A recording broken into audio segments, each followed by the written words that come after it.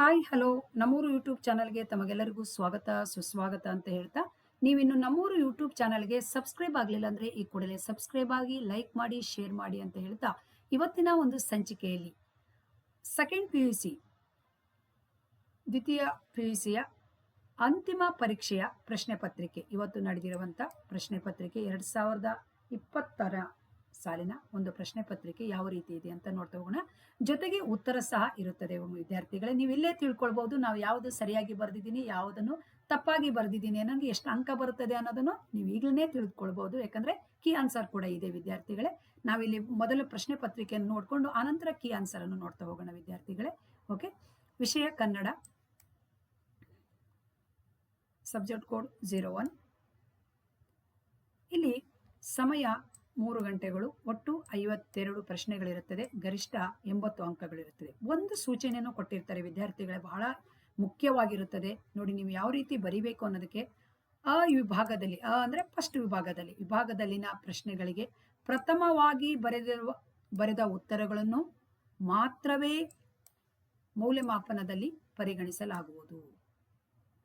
First ಯಾವ ಉತ್ತರ ಬರಿತಿರಲ್ಲ, MCQs ಬಹು ಆಯ್ಕೆ ಪ್ರಶ್ನೆಯಲ್ಲಿ ಯಾವುದು ಬರಿತಿರಲ್ಲ ಅದನ್ನು ಮಾತ್ರ ಪರಿಗಣಿಸಲಾಗುತ್ತದೆ. ಇಲ್ಲದಿದ್ರೆ ನೀವು ಒಂದ್ ಕಡೆ ಒಂದು ಆನ್ಸರು, ಇನ್ನೊಂದ್ ಕಡೆ ಇನ್ನೊಂದು ಆನ್ಸರು, ಅಥವಾ ಒಂದು ಬರೆದು ಅದರ ಪಕ್ಕದಲ್ಲೇ ಇನ್ನೊಂದು ಆನ್ಸರ್ ಬರೆಯೋದು, ಫಸ್ಟ್ ಬರೆದು ಆಮೇಲೆ ಬರೆಯೋದು, ಈ ರೀತಿ ಎಲ್ಲ ಇರೋದಿಲ್ಲ. ಮೊದಲು ಯಾವ ಆನ್ಸರ್ ಬರೆದಿರ್ತೀರೋ ಅದಕ್ಕೆ ಮಾತ್ರ ನಿಮಗೆ ಉತ್ತರ ಸಿಗುತ್ತದೆ.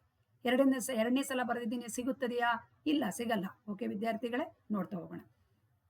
ಇಲ್ಲಿ ನೋಡಿ 1 × 10 × 1 ಅಂತ ಇದೆ. ಇದು ನೋಡಿ ಫಸ್ಟ್ ಮೇನ್.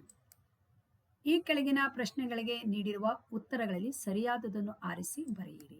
4 ಆಪ್ಷನ್ಸ್ ಇರುತ್ತದೆ ವಿದ್ಯಾರ್ಥಿಗಳಿಗೆ. ಸರಿಯಾದ ಉತ್ತರವನ್ನು ನೀವು ಬರೀಬೇಕಾಗುತ್ತದೆ.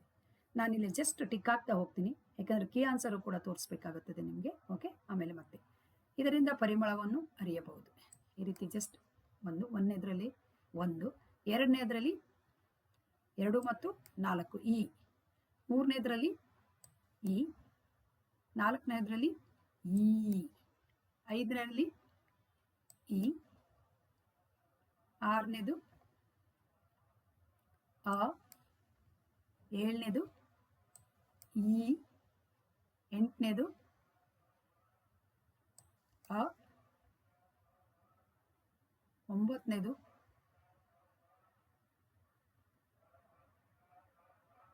E, ಹತ್ತನೇದು E. ಸಾಮಾನ್ಯವಾಗಿ ಎಲ್ಲವೂ ಈ ಒಂದೇನ ಇದೆ. ಅದು ಬಿಟ್ಟರೆ ಎಲ್ಲವೂ ಆಪ್ಷನ್ಸ್ ಒಂದೇ ರೀತಿಯಾದಂಥ ಆಪ್ಷನ್ಸ್ ಒಂದೇ ಥರ ಇರುತ್ತದೆ ಮಕ್ಕಳೇ.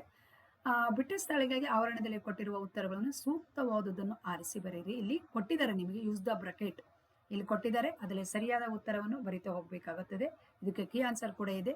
ಫಸ್ಟ್ 1ನೇದು ಇಲ್ಲಿ ನೋಡಿ, 11ನೇದು ಇದು, 12 CNR ರಾವ್ ಅವರು. ಇಲ್ಲಿ 13ನೇದು ಕುದುಪನಿಗೆ ಅಲ್ಲ ಕುರುಡನಿಗೆ ಅಂತ ಆಗುತ್ತದೆ. ಅದು ರೂ ಆಗ್ಬೇಕಿದ್ದು ಕುರುಡನಿಗೆ ಅಂತ ನನಗೆ ಅನಿಸುತ್ತದೆ. ಇದು ನೋಡಿ, ಇದು ಕುದುಪನಿಗೆ ಅಲ್ಲ. 13ನೇದು. 14ನೇದು 14 ರಾಮಾಯಣದ, 15 ವಾರ್ತಾ ಇಲಾಖೆ. ಓಕೆ, 15 ಆಯ್ತು. ಈಗ ಹೊಂದಿಸಿ ಬರೆಯೋದಲ್ಲಿ ಕದಡಿದ ಸಲಿಲಂ ತಿಳಿ ಹೊಂದದೆ, ಇಲ್ಲಿ ಯಾವುದು ನಾಗಚಂದ್ರ. ಎರಡನೇದು ಹುಲಿಗೆರೆ ಸೋಮನಾಥ ನೋಡಿ, ಸೋಮೇಶ್ವರ ಶತಕ. ಪುರಂದರದಾಸರು ಜಾಲಿಯ ಮರ, ಮುಕ್ತಕಂಠ, ಬೆಳಗು ಜಾವ. ಇನ್ನು ಸಾರಿ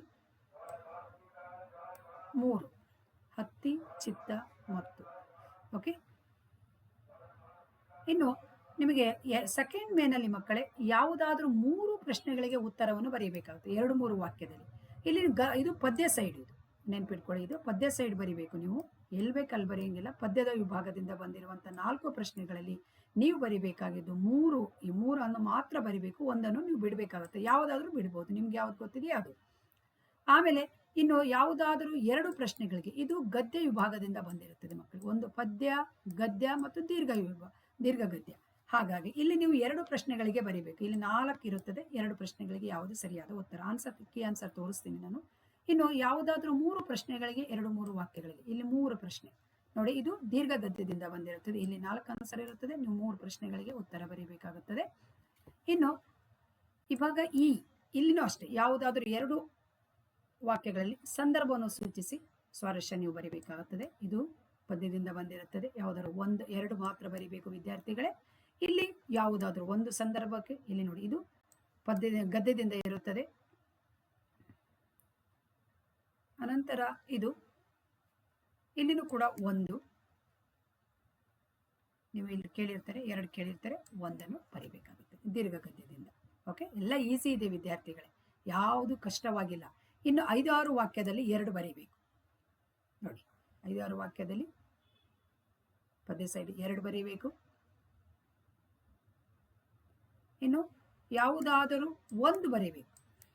ಇದು ಗದ್ಯದ ಸೈಡು ಬರಿಬೇಕು, ಯಾವುದಾದ್ರು 1.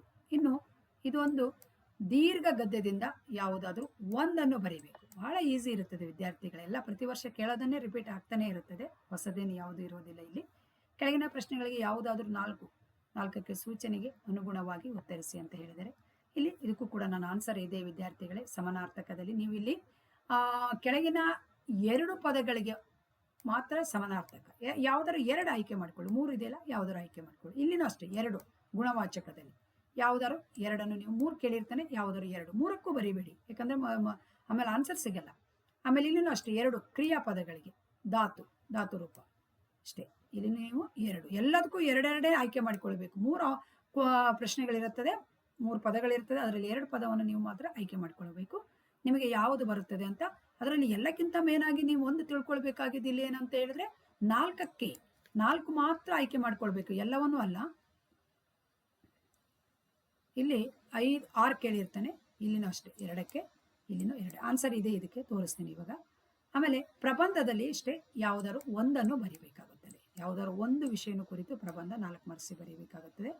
ಇದು ನೋಡಿ ಇಂಪಾರ್ಟೆಂಟ್ ಆಗಿರುವಂಥದ್ದು. ಆಮೇಲೆ ಯಾವುದಾದ್ರು 1 ವಿಷಯನ ಕುರಿತು ಪತ್ರ ನೋಡಿ ತುಂಬ ಈಸಿಯಾಗಿರುತ್ತದೆ ವಿದ್ಯಾರ್ಥಿಗಳಿಗೆ. ಈ ರೀತಿಯೇ ಇರಬೇಕಾಗುತ್ತದೆ ಮಕ್ಕಳಿಗೆ.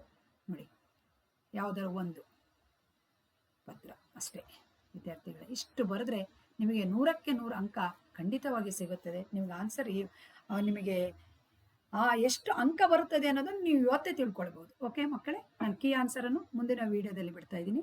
Thank you, bye bye.